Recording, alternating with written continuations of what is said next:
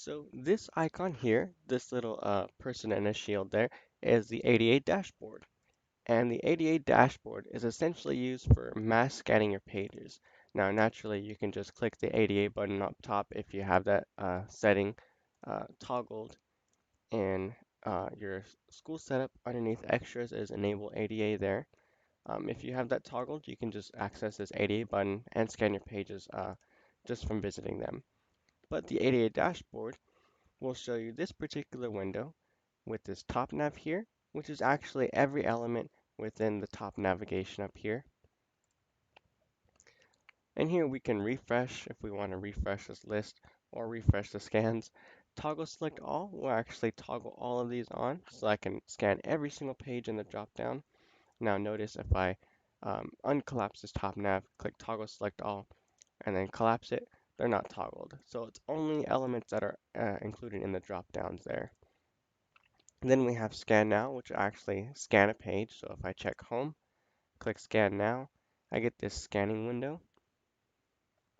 And as soon as it's done, it tells me pass or fail. Okay, then there's also the broken link check. So this will actually tell me if there's any links on the home page that are broken. And if there are, it'll tell me broken link there, but it won't tell me what link is actually broken. That's something we're constantly updating, so we're looking forward to improving this ADA dashboard with more and more elements there.